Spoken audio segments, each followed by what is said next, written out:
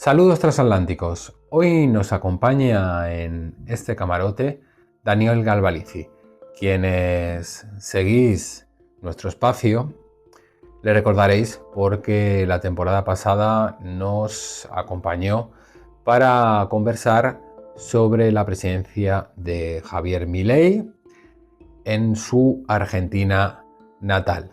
Pero es que Daniel, además de ser un gran conocedor de lo que sucede en Argentina, se dedica sobre todo al análisis electoral aquí en el Estado español, es cronista parlamentario, sus trabajos los podéis seguir en el diario Gara, El Salto, así como en las tertulias en las que suele participar, y por ello considerábamos muy necesario todo lo que puede aportar acerca del momento que vive ese espacio que algunos definen como que se sitúa a la izquierda del Partido Socialista Obrero Español, otros lo han bautizado como izquierda alternativa y algunos lo llaman izquierda confederal. Sobre la salud de este ecosistema nos va a brindar su experticia, conocimiento y análisis Daniel Galvalici. Esperemos que disfruten de estas píldoras. Estaría bueno recordar el momento en el que está Sumar, ¿no? Primero, Sumar entendido como bien aclarabas, como, bueno, como esa coalición que fue electoral, que hoy es un frente unido parlamentario, pero que no tiene por ahora una continuidad, digamos, en lo que sería una línea histórica precisa. ¿Por qué lo digo esto? Porque los partidos que van a estar, de hecho ahora en lo que se llama el nuevo Sumar, no son todos. Hasta ahora hay una negociación que involucra a 4 fuerzas que están en la coalición parlamentaria y que tienen mucha raigambre territorial en algunos territorios, que son más Madrid, Izquierda Unida, los Comuns de Cataluña en Comú y Movimiento Sumar. En este, lamentablemente, no hay tanta, no es que hay mucha raigambre territorial, pero tiene el peso institucional de lo que es tener a la vicepresidenta del gobierno. Cuando te decía lo del momento también es, a ver, si lo vamos a ver como una primera foto, hay una vicepresidenta del gobierno que no ha renunciado a ninguno de los resortes institucionales, él sigue siendo vicepresidente del gobierno, sigue siendo la presidenta del grupo parlamentario y sigue teniendo la voz principal en las negociaciones, como ha ocurrido hace pocos días en lo que hace a los reales decretos del nuevo escudo social por la guerra de Irán, la guerra en Medio Oriente. Pero es una vicepresidenta que sí ha renunciado a repetir como candidata. Y a su vez, hace ya 2 años más o menos aproximadamente, ha renunciado a ser digamos, la líder del espacio partidario. Ella siempre comenta a quienes la conocemos y a veces charlamos en los pasillos, etcétera, que ella misma dice: yo no sirvo para lo partidario, ¿no? Ella es más de lo que sería la gestión, o dice ser más de lo que es la gestión, lo ejecutivo, etcétera, y creo que lamentablemente para los votantes de izquierda se puede decir que tiene razón, no sirvió para conformar realmente un espacio como lo que en su momento fue Unidas Podemos, ¿no? Algo un poco más, aunque haya durado poco tiempo, consolidado, fuerte, que había ciertas reglas, etcétera, en donde en la negociación, por ejemplo en el 2019, cuando se negoció el nuevo gobierno, bueno, amalgamado, con un liderazgo como en su momento fue el de Pablo Iglesias en lo que fue la coalición Unidas Podemos. Recordémosle a la gente, Podemos con Izquierda Unida. Entonces, siendo esta la foto, y lo subrayo porque es peculiar, siendo la vicepresidenta y teniendo los cargos que todavía tiene, no diciendo que no va a repetir, bueno, ¿en qué momento estamos? Estamos en un momento donde no hay candidatura. donde no hay candidatura y en donde, para hablar como se habla, como podríamos decir en la calle, coloquial, le comen la tostada a ambos lados. A lo que sería el espacio el protoespacio nuevo de un Sumar, que no sé, ellos prometen que no será un Sumar 2.0, pero bueno, por decirlo de una forma aquí, para que nos entendamos todos, el nuevo Sumar tiene al liderazgo del PSOE, por supuesto con Pedro Sánchez, intentando crecer del centro hacia la izquierda, entre paréntesis, un inciso, ¿no? Debido al momento de antagonismo y de polarización que estamos viviendo, el PSOE no puede crecer del centro hacia, de lo que sería el progresismo hacia el centro. No hay centro en este momento. Digamos, la derecha se ha encargado de crear un antagonismo tal, sanchismo, antisanchismo, que no. Entonces a Sánchez solo le queda crecer hacia su izquierda. Entonces, obviamente, como hizo en otras oportunidades, va por el votante progresista de las fuerzas de la izquierda transformadora o confederal, o como se le quiera decir. Por otro lado, también, coloquialmente, como decíamos, le come la tostada Podemos. Podemos y otras, y también obviamente las fuerzas soberanistas de la periferia del Estado español. Entonces, en esa situación un poco vulnerable, si quieres, con las encuestas que no dan muy a favor, tenemos estos 4 partidos que hace unos aproximadamente 5 meses, más o menos, 6, están teniendo negociaciones informales, a decirse que la verdad al principio con bastante, ¿no?, sigilo, con discreción, pero vieron el surgimiento de Gabriel Rufián como una llamada de atención, como una necesidad de salir a explicitar estos intentos que hacían. Recordemos que Rufián hace la movida con Emilio Delgado, a quien nombrabas, en febrero, el 18 de febrero, y 3 días después, tan solo 3 días después, los 4 partidos explicitan en el Centro Cultural Bellas Artes un primer acto de negociaciones. ¿Qué hay hasta ahora? Charlas, la verdad. Cuando hablas, hace unos días, no tantos, hablaba con una de los líderes o las líderes de uno de los partidos y decía, no hay nada hasta ahora, estamos hablando de cómo será el mecanismo. Lo que salió mal la última vez fue no tener un mecanismo de funcionamiento y, digamos, en cuanto a lo que es construcción política, primero se hizo el liderazgo y y luego se vio cómo funcionar. No sé si saldrá bien, mal, buena intención o no, lo que están haciendo tratando de hacer lo contrario. Primero ir a por el mecanismo de funcionamiento de la coalición, a futuro, etcétera, y luego buscar liderazgos. En esto estaba Bustinduy, como tú recordabas gentilmente, yo había tenido la exclusiva el año pasado de la operación tratar de instalar a Bustinduy, al ministro, como uno de los candidatos posibles a sustituir a Yolanda Díaz. Eso no ha salido. Él hace meses le ha dicho a su entorno de que no le interesaba. Por eso, bueno, había bastante estupor también entre los 4 partidos de quién era filtrado. Se conoció que, digamos, que se conoció la versión, por algunos negada, por otros no, de que los partidos le querían exigir a él una respuesta y se la querían proponer la candidatura. Se cree que hubo alguna mala intención de alguna persona que está interesada en que ese frente fracase. Él debió explicitar de que no. Siempre eso queda mal, la verdad, ante la opinión pública. Y bueno, que estamos sin candidato, explicitado que Bustinduy no va. Alguna gente que cree que si hubiera un posicionamiento y un crecimiento en las encuestas funcionaría. Bueno, lo veremos. Y que él podría, pero yo creo que él no va a torcer su decisión. Así que hay 4 partidos dialogando, sin candidato, y algunos de ellos dicen que Mónica García, Ernest Urtasun y Unai Sordo son las 3 personas que ahora están barajando. La guerra ha puesto también, ha puesto como en un tupper las negociaciones. Veremos en las próximas semanas, luego de lo del escudo social que se apruebe, etcétera, a ver cómo va decantando. 3 cuestiones. La primera es El liderazgo de Gabriel Rufián ha trascendido Cataluña.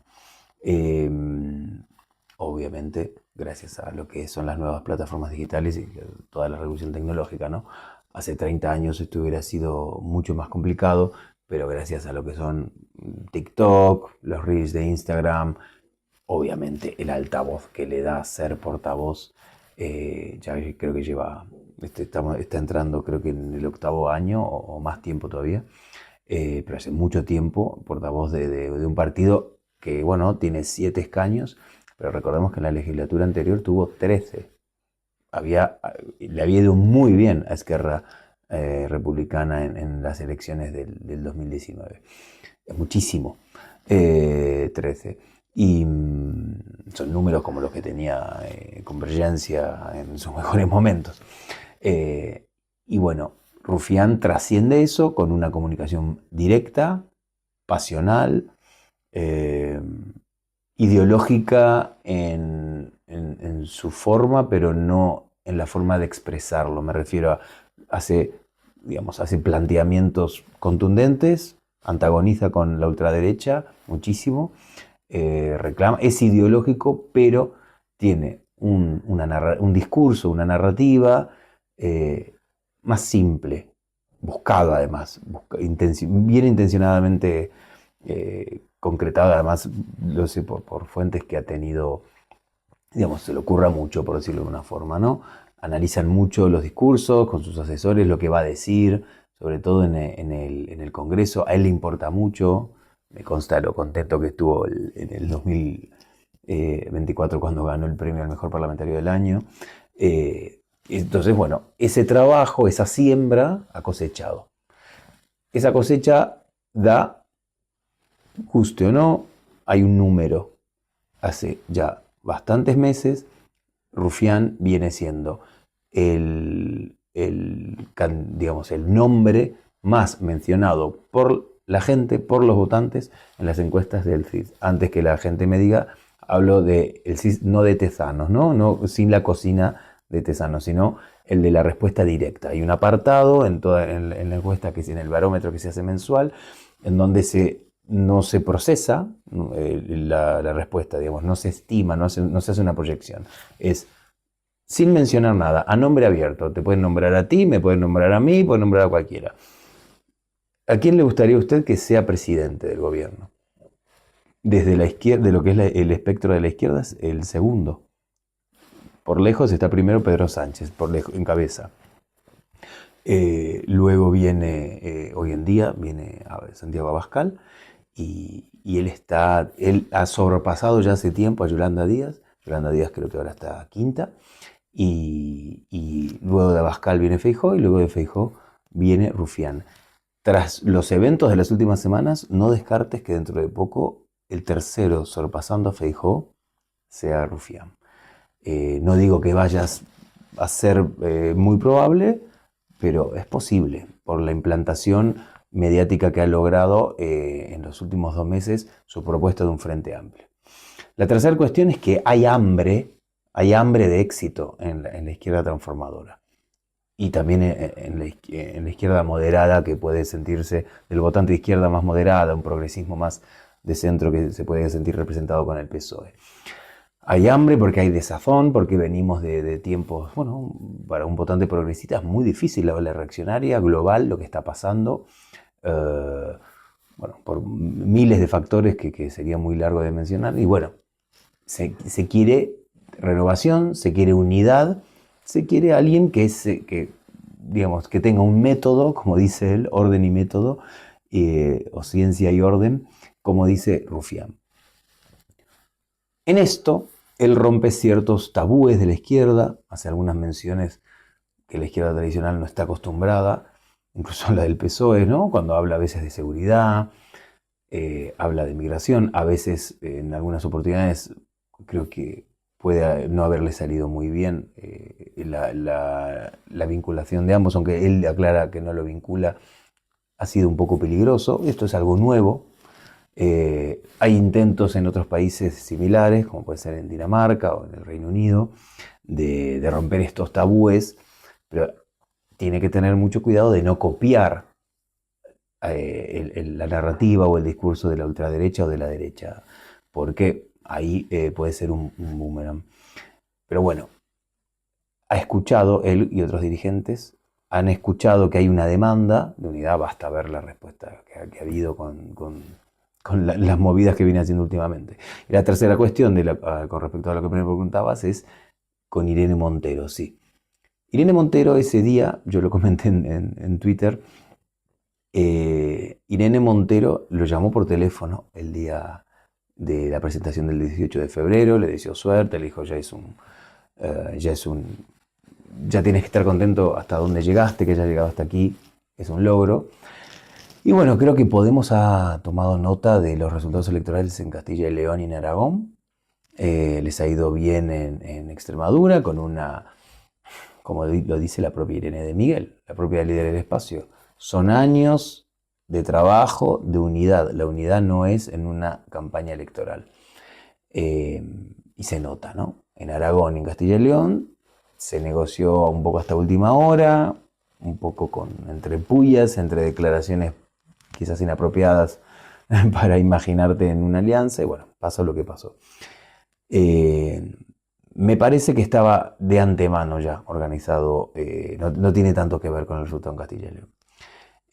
Y estuvo estratégicamente decidido, muchos no han reparado en eso, pero el anuncio del encuentro de Rufián con Irene Montero fue hecho exactamente 30 días después de lo de febrero con Emilio Delgado. Ni 32, ni 28, ni 29. 30 días después. Yo a uno de los asesores de las manos derechas de Rufián se lo comentaba y se reía, ¿no? Porque le decía, sois tremendo, porque esto está mucho más calculado de lo que parece. Y creo que hay ganas, hay ganas de dar un salto. No sé bien hacia dónde. No sé si es lo del Frente Amplio, es, ir hasta el final con eso, si una candidatura del propio Rufián, si quedar como un dirigente que lo impulsa desde atrás, tras bambalinas, porque total es muy joven. Eso me parece que todavía lo va a decir el tiempo, ¿no? Como dicen muchos, la verdad es hija del tiempo. Lo que creo que con Podemos es, ahora lo que se viene, una señal de estamos en el debate, pertenecemos a este debate sobre un gran frente amplio, frente izquierda, como le quieras decir, frente popular, bueno, un dirigente a quien le tengo mucha estima de la izquierda transformadora me dice, el polo democrático va a estar. Si no hay alguien de la izquierda, lo liderará todo Sánchez. Pero bueno, también en vez de Frente Amplio puede ser polo democrático, ¿no? Pero lo que sea, frente a la ultraderecha, frente a la deriva bélica y de capitalismo far west que propone el trumpismo con sus filiales locales, creo que hay un movimiento, hay un magma que hay que aprovechar, ¿no? Y con respecto, digamos, a enfrentar eso. No sé si podemos participar de eso, lo que sí sé es que va a participar del debate porque no se quiere quedar afuera, porque el electorado no va a premiar a quienes no quieran pactar. No digo que quieran un pacto a cualquier precio, pero el electorado no va a premiar a quienes se queden mirando desde lejos, tranquilos, cómo se incendia todo. Quiero aclarar, están disociados los dos hechos, no es que hay una línea de continuidad entre lo de Emilio Delgado e Irene Montero. Emilio Delgado ya está. Él no forma parte de eso. Es un acto, esto es información, no opinión. Emilio Delgado no tiene que ver con la organización de Barcelona y él ya está a otra cosa. Y si alguien le pregunta, él responde, yo era un acto y nada más. No está en una construcción de ese Frente Amplio. Digamos, lo suyo es Madrid. La renovación de las élites partidarias, creo que sí, sin duda. Estamos además, bueno, en tiempos en donde todo el tiempo se quiere renovación y renovación y renovación. También creo que hay un problema de ansiedad en esta fase histórica que estamos viviendo, ¿no? Porque las cosas, los liderazgos hay que asentarlos. Esto es un trabajo muy intersubjetivo, la gente tiene que hablar entre sí, ganar confianza, etc. Más allá de lo que yo opine, sí, hay deseos de renovación, pero también tenemos que recordar que quizás tú y yo conocíamos a Gabriel Rufián hace mucho tiempo, pero hay mucha gente que lo está escuchando y le está prestando atención hace poco, hace 2 años, 3, sobre todo con la nueva... Su equipo tiene estudiado el ascenso en las redes y él en 6 meses subió, creo que si mal no recuerdo, eran unos 700.000, 800.000 seguidores en Instagram, ¿no? El boom, aunque para algunos de nosotros no nos parezca un referente nuevo, para alguna gente lo es, en cierta forma. Y sobre todo porque hay un rufián del procés, ¿no? Un rufián muy indepe, y hay otro rufián más inmiscuido en lo que sería el debate de la política mayor, por decirle de alguna forma, ¿no? De lo que es el Congreso y etcétera, y las discusiones parlamentarias y la política más grande, ¿no? Más allá de sin por supuesto no lo digo peyorativamente, ¿no? Pero más allá de lo que es la causa en concreto independentista. Entonces, me parece que en Rufián también se puede ver un poco de esto de la renovación. También recordemos que para muchísima gente, en el 2023 Yolanda Díaz era algo nuevo, la verdad. Y es una persona que tiene, yo creo que literalmente 35 años ya de militancia política. Entonces hay una cosa, hay que siempre recordar la burbuja en la que nosotros los especialistas que estamos metidos y lo que es la gente, ¿no?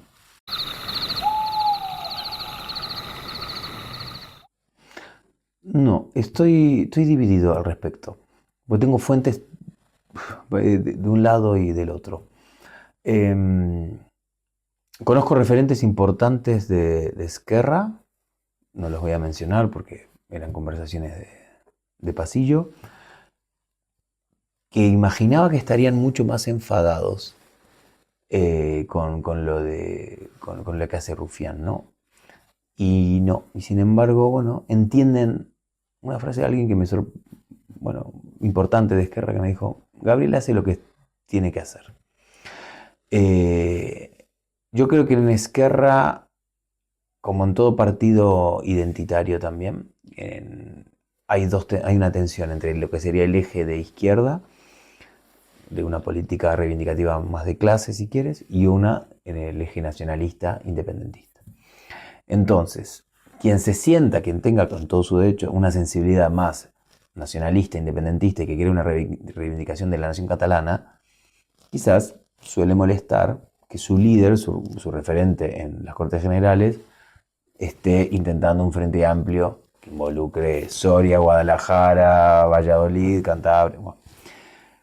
Por otro lado, quien se sienta más de izquierda y que tenga mucho miedo de la ola reaccionaria, que quiere enfrentar al trumpismo y que vea y sobre todo vea el BOE y lo que pasa cuando se suma PP, Vox y Junts y UPN y suman sus parlamentarios en el Congreso y ver lo que sale y lo que no sale en el BOE, bueno, creo que esa persona puede simpatizar más con la táctica de Rufián.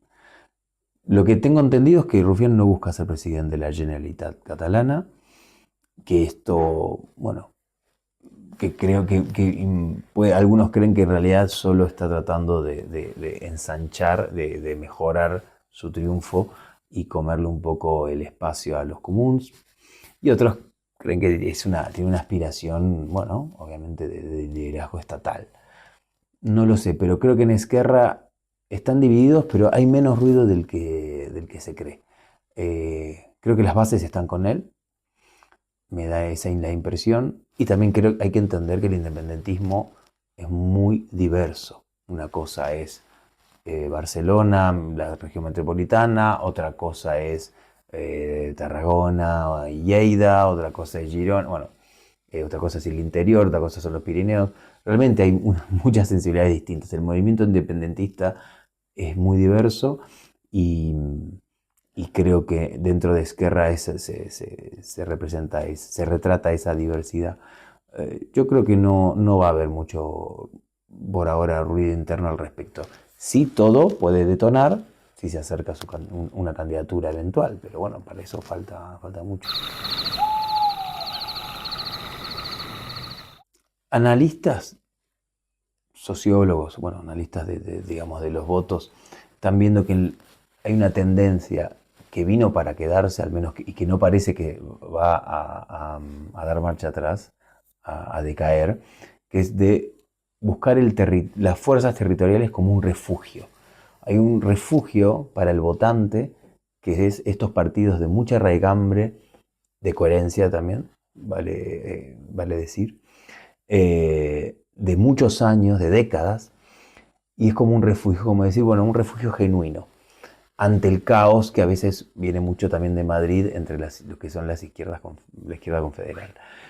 Entonces tenemos el BNG, tenemos EH Bildu, Compromís, Aramés en Baleares, Compromís en el País Valenciano y la Chunta en Aragón, que a la Chunta le fue muy bien en las últimas elecciones. También hay otros ejemplos como Unión del Pueblo Leonés, que mantuvo 3 escaños, cuando mantuvo los mismos 3 a pesar de resistió el no a la guerra. Es verdad que se preveía que Isaac obtuviera 4 escaños para Castilla y León y no en las autonómicas, pero igualmente mantuvo 3, que es más de lo que ha tenido en general. Y bueno, este refugio creo que se va a mantener. Si me permito una opinión, me gustaría que estas fuerzas territoriales, sobre todo las que tienen una base ideológica independentista, fueran generosas de cara a la construcción que se viene. Y sí, son fuerzas, me acuerdo de lo que me decía un diputado de una de estas fuerzas, bueno, pero nosotros somos de nuestro territorio, etc. Y sí, me gustaría un poco de solidaridad de clase y solidaridad entre progresistas frente a la que está cayendo y a la que puede venir. Pero no veo de ninguna manera, a ver, salvo, bueno, no se puede equivocar, ¿no? Pero veo muy improbable, casi imposible, que H. Bildu y que el BNG estén en un frente amplio. Pero creo que les va a ir bien en sus respectivos territorios de cara a unas generales y les va a ir mucho mejor en las próximas autonómicas.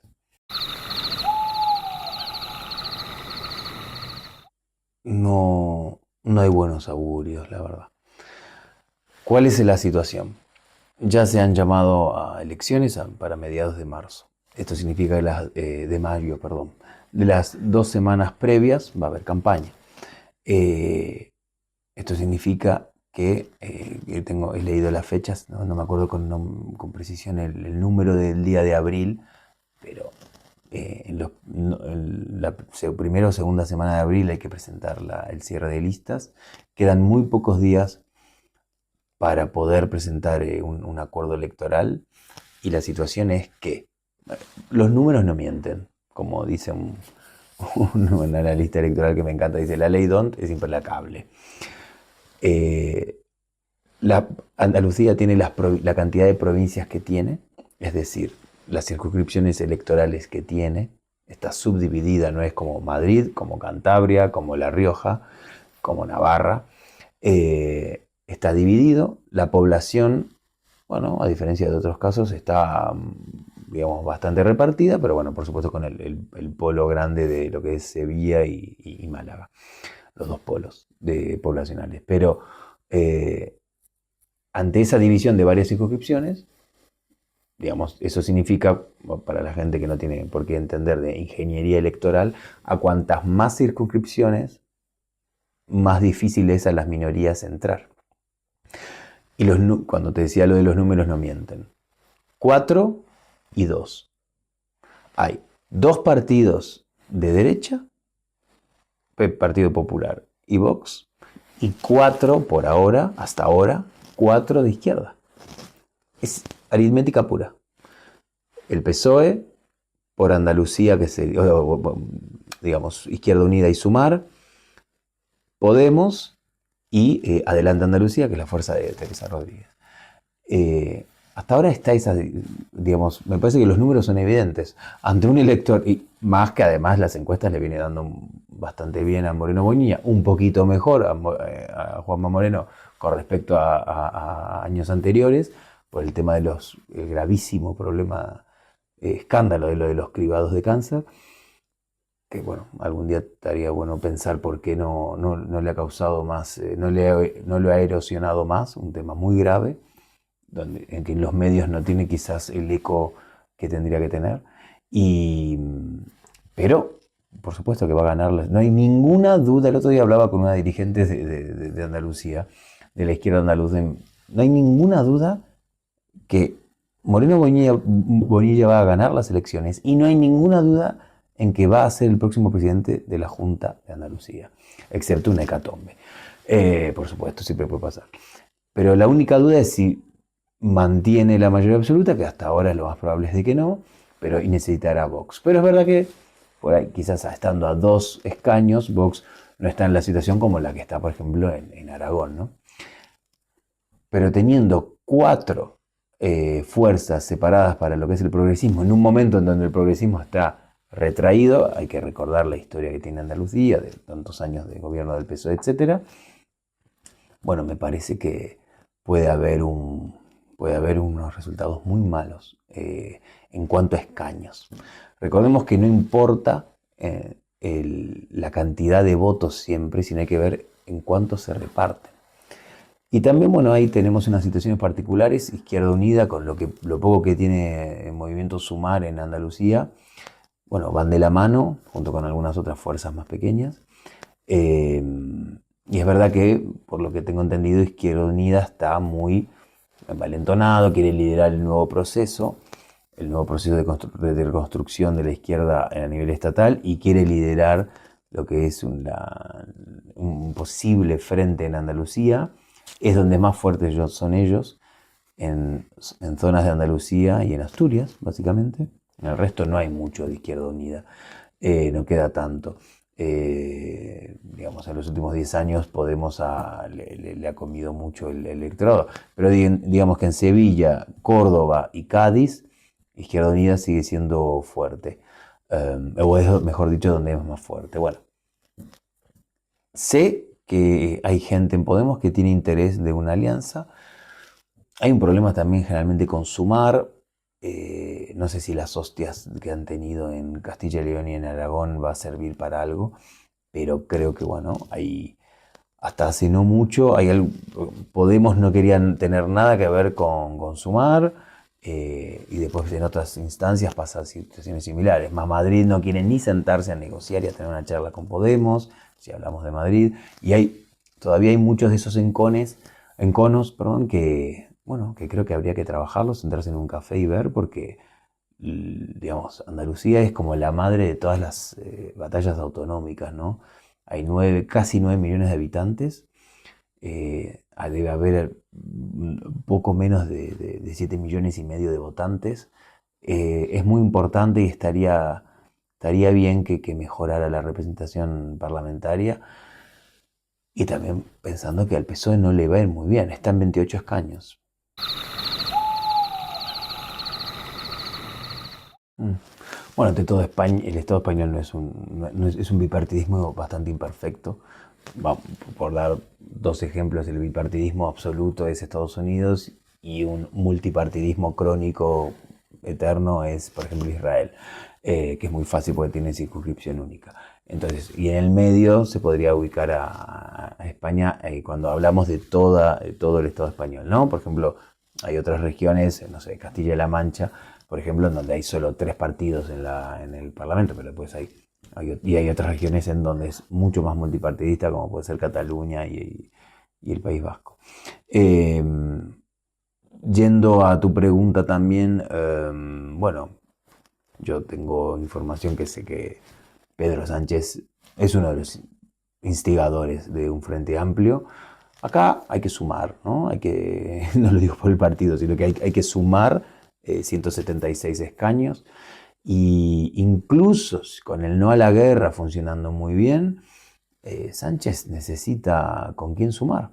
Entonces, si quiere revalidar el gobierno, va a necesitar un socio fuerte, como bueno, o que tenga, no sé, 30, 25 escaños, en donde luego sumando con el PNV, Coalición Canaria y así, tratar de arañar una mayoría, que si no son 176 escaños, que sea en segunda vuelta de investidura, bueno, lo que sea, uno más que el otro bando. Y sí, Sánchez apoya el intento de Gabriel Rufián. Y en el Partido Socialista ya hace mucho tiempo daban a Yolanda Díaz como amortizada y además veían que no, esa mosca no volaba más. Yo creo que el PSOE está interesado si bien también tienen una actitud de tratar de comerle el electorado, tú me podrás decir, bueno, pero entonces ¿en qué quedamos? Y quedamos en ambas.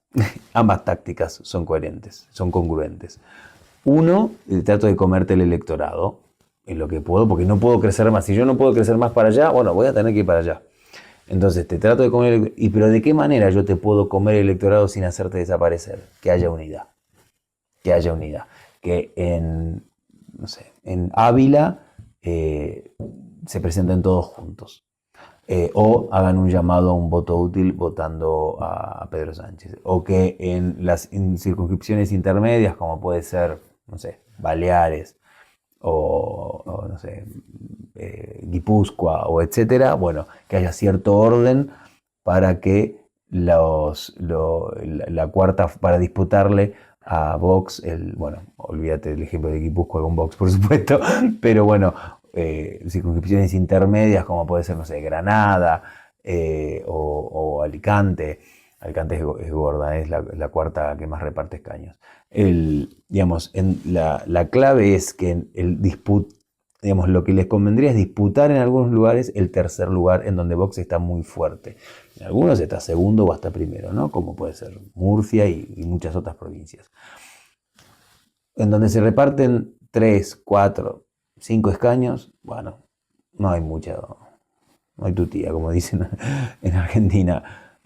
Va a ser PSOE, PP, Vox. El PSOE le convendría una campaña a favor de voto útil para, en vez de ser segundo, estar primero y quedarse con un escaño más, ¿no?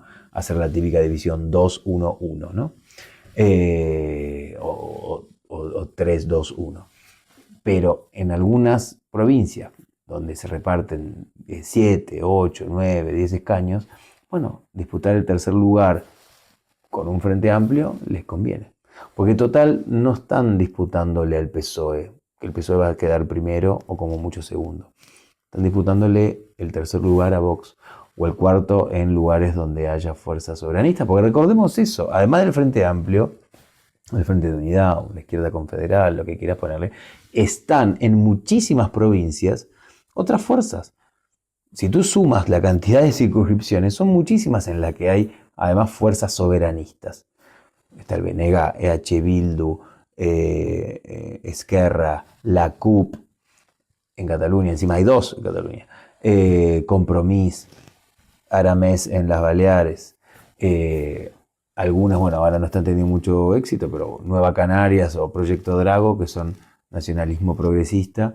Bueno, ese magma hay que ordenarlo un poquito jugando con la ley DONT y con lo que hicieron los que escribieron la Constitución del 78.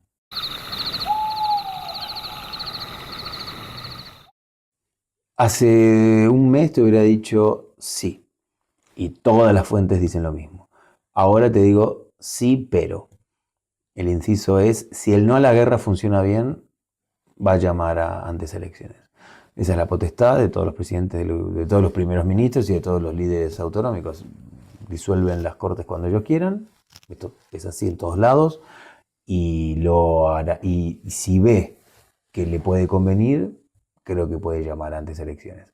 El no a la guerra demostró que empezó a funcionar un poco en Castilla y León y te aseguro que en las próximas semanas en las encuestas se van a ver que Sánchez sale fortalecido de su tete a tete con Trump. O sea, Sánchez está en otra liga. ya ni discute con Feijóo. O sea, él está a otra cosa. Se enfrenta con Elon Musk, con poderes globales, ¿no? ¿Te puede gustar o no? Esa es la idea de la socialdemocracia europea hoy en día, sin duda, y es una persona que es de los países medianos o grandes, es el antagonista de Donald Trump y de los tecnooligarcas. Y eso lo beneficia y lo va a utilizar. Así que yo creo que sí que agotará la legislatura, excepto que el no a la guerra supere las expectativas en términos positivos. Así que, bueno, yo creo que no, si hay un gran crecimiento de encuestas, no me sorprendería que en julio vayamos a votar. Pero, bueno, sería una excepción. Sé que hay una intención de agotar la legislatura, porque además, bueno, no podemos obviarlo, ¿no? Hay una persecución judicial, etcétera, y investigaciones y persecución, hay un poco de ambas. Hay lawfare, pero bueno, también hay cosas muy graves que han pasado y que, bueno, tiene que haber juicios y etcétera para determinarlo. A lo que me refiero es que no podemos hacernos los tontos. A un presidente de un gobierno en ejercicio no es lo mismo que un ciudadano de a pie en el tratamiento de la judicatura y en el poder que representa. Entonces, todo esto lo digo porque yo también, si estuviera en la situación de Sánchez, querría estirar, aunque no tenga presupuestos, aunque me vuelvan loco, estirar lo máximo posible mi mandato pensando en la confrontación con la judicatura.